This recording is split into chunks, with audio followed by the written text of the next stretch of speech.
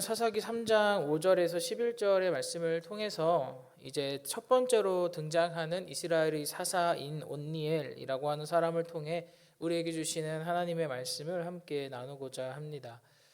지난 사사기 두 번째 장을 설교하며 살펴보았지만 우리가 잘 알듯이 사사기에는 계속해서 한 가지 영적 흐름이 반복되어 보여집니다. 그것은 이스라엘 백성들의 죄와 그로 말미암은 하나님의 징계, 그리고 그들의 부르짖음, 그 부르짖음에 응답하시는 하나님의 구원과 그로 말미암은 평안입니다. 이 패턴은 소위 패턴이라고 부르는 이것은 사사기 전체를 관통하는 흐름인데, 사실 중요한 것은 이러한 패턴이 과거의 이스라엘 단지 그들의 민족적인 이야기뿐만이 아니라 오늘을 살고 있는 우리의 이야기와 비슷하다라는 사실이죠. 그래서 사실 사사기는 과거에 있었던 누군가의 이야기라기보다는 오늘도 우리의 삶 속에 경험되어지는 이야기라고 할 수 있는 것입니다. 오늘 등장하는 첫 번째 사사인 온니엘, 하나님은 힘이시다라고 하는 이름의 뜻을 가진 이 온니엘의 이 이야기에는 이 패턴, 그러니까 사사기 전체에 등장하는 이 패턴이 가장 모범적으로 제시되어 있습니다. 앞으로 등장하는 두 번째 사사부터는 이 패턴이 모두 등장하지 않는 경우가 굉장히 많습니다. 그러나 온니엘의 경우에는 사사기의 가장 근본적인 주제인 이 죄와 그로 말미암은 징계와 구원 그리고 평안이라고 하는 패턴이 가장 모범적으로 제시되어 있습니다.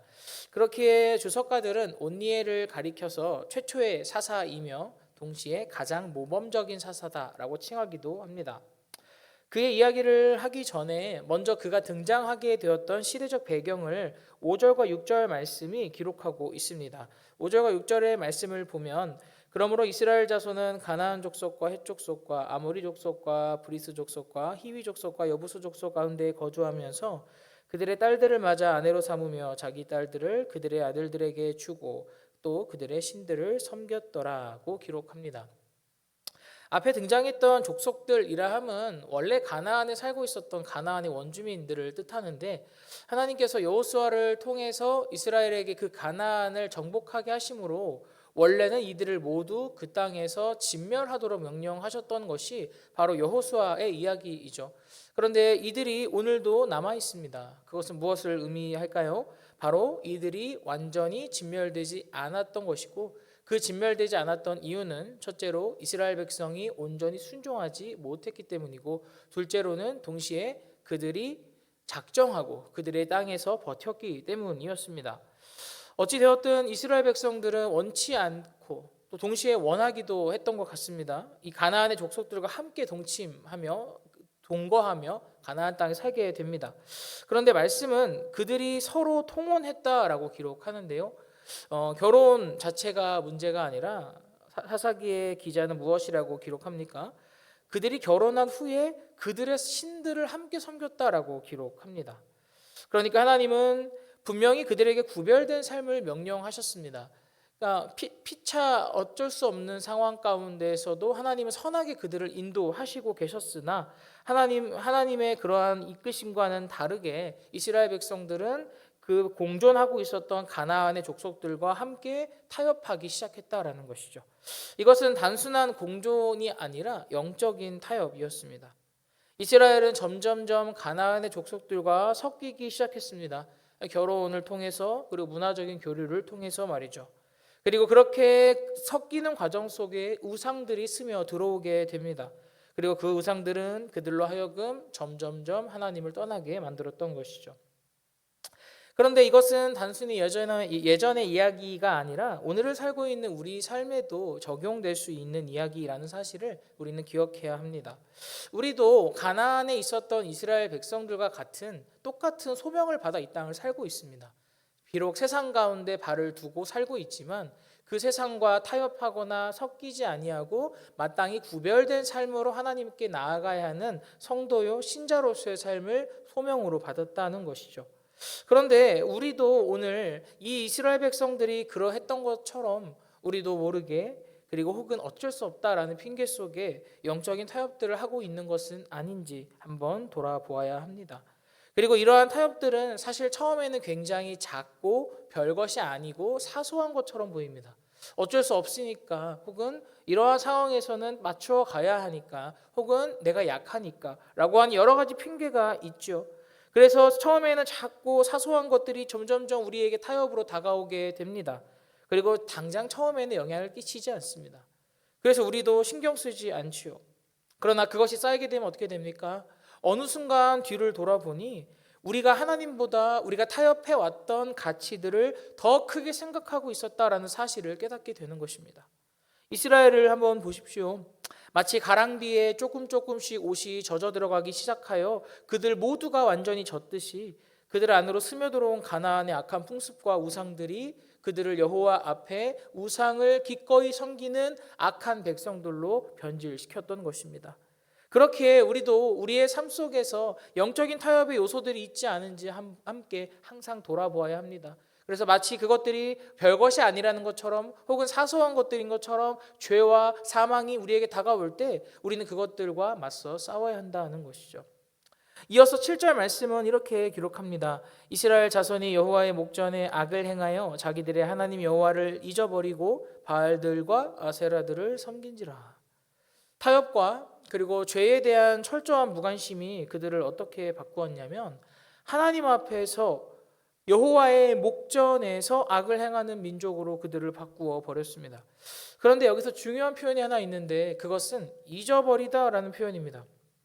우리가 흔히 잊어버린다라는 것은 원래 알고 있었던 것들을 잠시 망각한다라는 사실을 우리가 주로 표현할 때 잊어버린다라는 말을 사용하는데요. 사실 이는 순간적으로 하나님을 망각했거나 애초에 몰랐다라는 의미라기보다는 의도적으로 하나님을 무시하고 등을 돌림으로 밀어내며 살아갔다라는 의미를 담고 있습니다. 그러니까 보고 있었지만 하나님을 바라보고 있었지만 의도적으로 하나님을 외면했다라는 것이죠.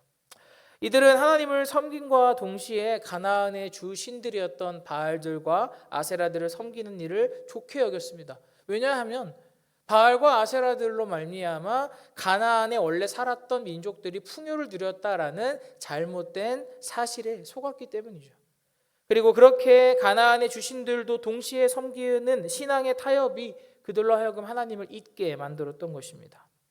그 결과 어떤 일이 벌어지는가 하면 8절 말씀에서 하나님은 이스라엘을 메소포타미아의 왕 구산 리사다임이라고 하는 사람의 손에 넘기셨다라고 기록합니다. 이 구산 리사다임이라고 하는 이름은 두 배의 악함 혹은 이중의 악함이라는 의미로 이해가 되는데요. 물론 학자들마다 이 사람이 누구인가에 대해서는 의견이 매우 분분합니다. 그래서 많은 사람들이 제시가 됩니다. 누군가는 아람의 왕이라고 얘기도 하고 누군가는 메소포타미아 지역의 왕이라고도 이야기하고 누군가는 애굽의 왕이라고 이야기도 합니다. 하지만 그것이 중요한 게 아니라 변치 않는 사실이 하나 있으니 그는 이스라엘에게는 감당하기 어려운 압제자였다는 사실이었습니다. 그러니까 이스라엘을 포괄적으로 마치 발로 짓밟듯이 그들을 노예화하여 그들을 착취하고 그들을 지배했던 왕이 구산 리사다임이라고 하는 이방인 왕이었다라는 것입니다. 이것이 우리에게 주는 메시지는 한 가지입니다. 하나님을 떠난다라는 것은 단순히 내적인 문제로 끝나는 것이 아니라는 것입니다. 그리고 반드시 더 강한 무엇인가에 의해 붙잡히는 삶으로 이어진다라는 것입니다. 한 사람의 신자는 비록 하나님으로부터 자유를 부여받아서 완전히 자유하게 된 사람입니다. 그것이 구원의 본질 아니겠습니까? 마치 이스라엘 민족들이 하나님으로 말미암아 출애굽함으로써 노예였으나 자유로운 백성이 된 것처럼 한 사람의 신자 역시 죄와 사망의 지배로부터 구원받아 자유로운 하나님의 백성이 되는 정체성을 부여받게 된 것이죠. 그런데 그러한 신자라고 할지라도 그가 죄를 사랑하며 하나님으로부터 시선을 돌려 죄를 그의 주인으로 삼게 되는 그 순간부터 하나님이 주셨던 모든 자유는 상실되고 다시 노예의 길로 가게 된다는 것입니다. 그러니까 이것은 물론 내적인 문제에도 포함하지만 외적으로도 눈에 보이는 무엇인가 혹은 내가 하나님으로 생각하는 무엇인가에 의해서 내가 속박당하고 묶인다라는 것이죠. 결국 죄는 우리를 자유롭게 할 수 없다라는 사실을 우리는 항상 기억해야 합니다. 그리고 죄가 주는 쾌락이라고 하는 것은 반드시 대가를 요구한다라는 사실도 우리가 기억해야 합니다. 그것을 우리가 혼동하기 때문에 잠깐 내 눈앞에 보이는 세상의 가치들이나 죄가 주는 작은 쾌락들에 우리가 이끌려서 그것들을 택하게 되는 것이죠. 하지만 그것은 오히려 우리를 더 깊이 속박하게 됩니다. 그래서 성경은 죄와 사망은 한 사람을 지배한다라고 이야기합니다. 그렇기에 신자는 날마다 자신의 영혼이 그리고 나 한 사람의 삶이 죄와 사망에 의해 속박받지 않도록 날마다 우리를 자유롭게 하시는 예수 그리스도 앞에 나아가야 하는 것이죠. 이스라엘은 어찌되었든 8년 동안 이 압제 속의 고통을 겪기 시작합니다. 그리고 여기에서는 그 누구도 하나님의 탓은 할 수 없습니다. 왜냐하면 하나님은 그들을 마치 어미새가 자기의 새끼를 품듯이 품으셨지만 그들이 기쁘게 우상들을 섬겼고 그것은 하나님의 공의의 속성으로 말미암아 반드시 그들을 심판하셔야만 했던 결과로 초래했기 때문에 사실 이 모든 8년의 고통은 온전히 이스라엘 민족의 잘못이었고 그들로 인함이었습니다. 그런데 그렇게 8년 동안 구산 리사다임에 의해서 폭압적으로 지배를 받고 있었는데 9절 말씀에 보면 중요한 한 가지 사건이 일어납니다. 9절 말씀입니다. 이스라엘 자손이 여호와께 부르짖음에 여호와께서 이스라엘 자손을 위하여 한 구원자를 세워 그들을 구원하게 하시니 그는 곧 갈렙의 아우 그나스의 아들 온니엘이라. 드디어 모든 배경의 이야기가 끝나고 한 사람이 등장하게 되었습니다. 그런데 그 한 사람의 이름은 가장 마지막에 있고요. 먼저 하나님의 백성들이 고통 속에서 비로소 하나님을 찾기 시작했다라는 것을 사사기 기자는 먼저 우리에게 보여줍니다. 평화와 안식 가운데 이들이 있을 때, 그들의 집이 있었고 그들 스스로 자유로움을 누리고 있을 때는 그들의 시선이 바알과 아세라가 주는 풍요로 향했습니다. 그리고 그 안에서 하나님 앞에 기꺼이 악을 행했습니다. 그래서 그에 합당한 징계를 받게 된 것이죠. 그래서 8년이나 되는 이 시간을 자유를 모두 박탈당한 채로 살게 되었던 것이 이스라엘 민족의 현실이었습니다. 그런데 8년이라는 그 기나긴 시간 내내 기도했는지 아니면 8년이라고 하는 긴 통치가 끝나고 나서 그렇게 기도했는지는 확실히 알 수는 없지만 한 가지 중요한 것은 그렇게 바알과 아세라가 주는 풍요를 따라갔던 이스라엘 민족이 비로소 그들을 버리고 하나님을 바라보기 시작했다라는 사실입니다. 곧 고난과 압제 가운데 처해서야 비로소 하나님을 찾기 시작했다라는 것이죠. 그런데 사실 8년이라고 하는 긴 시간을 생각해 보면 그들이 하나님을 찾았다라고 하는 이 한마디의 한 문장의 작은 이 문장이 큰 변화를 불러일으킬 것이라는 생각은 들지 않는 것 같습니다. 그런데 그들이 여호와께 부르짖었다라고 하는 이 한 문장이 모든 것을 바꿉니다. 물론 상황은 바뀌지 않았습니다. 환경이 좋아진 것도 아니었습니다. 여전히 구산 리사다임의 철권 통치가 이어지고 있었고 이스라엘의 자유는 박탈되었죠. 눈으로 보이는 상황은 전혀 바뀌지 않았습니다. 하지만 한 가지 바뀐 것이 있었는데 바로 우상을 향했던 그들의 신앙의 방향이 하나님께로 돌아가게 된 것입니다. 곧 이들이 영적인 회심을 경험하게 되었다는 것이죠. 사랑하는 성도 여러분, 이는 우리에게 굉장한 진리의 한 대목을 보여주는 것입니다. 바로 한 사람의 신자의 삶의 참된 변화는 환경의 변화로부터 시작되는 것이 아니라는 것이죠. 한 사람의 신앙의 참된 회복은 하나님을 향한 신앙과 하나님을 향한 시선의 방향 전환에서 시작된다라고 말씀이 우리에게 가르치고 있습니다. 그리고 이들이 무엇을 했습니까? 고통 가운데 있을 때 여호와께 부르짖었습니다. 그 부르짖음은 무엇이었겠습니까? 바로 기도죠. 기도는 문제 해결의 가장 마지막 단계가 아니라 신자가 가장 먼저 해야 할 선택이라는 사실을 말씀이 우리에게 보여주고 있습니다. 그렇게 이스라엘 민족들이 8년이라고 하는 그 기나긴 시간 가운데 드디어 하나님을 찾기 시작했던 그 순간 칠흑과 같은 어둠 속에서 하나님이 일하시기 시작했습니다. 그들의 부르짖음을 들으시고 한 사람을 세우셨으니 그가 바로 첫 번째 사사였던 온니엘이었습니다. 온니엘은 바로 앞에 있는 여호수아서에 처음 등장하는데 그는 갈렙의 아우였던 그나스의 아들로 소개됩니다. 그러니까 유다 지파 소속 갈렙의 조카였던 것이죠. 얼핏 보면 특별할 것 없는 배경처럼 보일 수도 있지만 우리는 여기서 매우 중요한 사실을 기억해야 됩니다. 그것은 온니엘이라고 하는 사람은 이미 하나님 앞에 믿음으로 반응을 했던 경험이 있었던 사람이었다는 것이죠. 그는 용기와 함께 하나님의 약속을 향한 신뢰를 가지고 있었고 실제로 그 일을 해봤던 경험이 있었습니다. 여호수아의 말씀을 보면 갈렙이 기랴세벨 곧 드비를 점령하는 자에게 내 딸을 주겠다라고 이야기했을 때 아무도 나서지 못했습니다. 그런데 그때 가장 먼저 나아가 그 정복의 전쟁을 수행했던 사람이 바로 온니엘이었습니다. 그러니까 어디 숨어 있다가 갑자기 튀어나온 사람이 온니엘이 아니라 이미 한번 위대한 믿음의 반응으로 말미암아 승리를 경험했던 사람이 초대 사사였던 온니엘이었다는 것이죠. 유다 지파 소속의 갈렙이 그의 분깃으로 받게 된 지역은 헤브론이었습니다. 그곳은 산지였습니다. 산지였고 강대한 안악자손이라고 불리는 거인족들이 성읍을 이루고 살고 있었던 지역이었습니다. 그래서 사실 가장 난이도가 높은 정복의 지역이었다는 것이죠. 이스라엘이 가나안을 정복하는 모든 정복의 전쟁 가운데 어쩌면 가장 고난도의 지역이 이 헤브론과 그 산지였다라는 것이죠. 그런데 갈렙은 능히 믿음으로 이것을 정복하겠노라고 고백했고 나아갔습니다. 그리고 이러한 정복 과정에서 온니엘이 등장했던 것이죠. 그리고 잠깐 등장했다가 사라졌던 온니엘이 민족적 위기의 순간 사사기의 첫 번째 사사로 등장하게 됐다는 것이죠. 그리고 온니엘을 소개하는 사사기 기자의 말을 잘 살펴보면 우리는 출애굽기의 초반부를 떠올릴 수 있게 됩니다. 마치 모세가 처음 등장했던 그때의 서술과 온니엘에 등장했던 서술이 굉장히 유사하다는 것이죠. 그러니까 하나님이 다시 한번 재출애굽의 역사를 가나안에 이루시는 사건이 이 온니엘의 등장이요 사사의 등장이라는 것이죠. 그러니까 구약의 모든 것들이 연결되어서 하나님의 구속사 안에서 흘러가고 있는 것입니다. 자, 그렇다면 이렇게 등장한 온니엘의 의미는 무엇이겠습니까? 그가 어느 날 갑자기 쓰임받은 사람이 아니라 이렇게 큰 믿음의 승리가 있을 수 있었던 이유는 그가 작은 순종과 믿음의 결단을 그의 삶 속에서 오랜 기간 동안 지속적으로 쌓아왔기 때문이라는 것입니다. 하나님께 쓰임받는 사람은 우리 모두의 꿈이요 우리 모두의 소망입니다. 그런데 우리가 기억해야 될 것은 그런 사람은 하루아침에 만들어지지 않는다는 것입니다.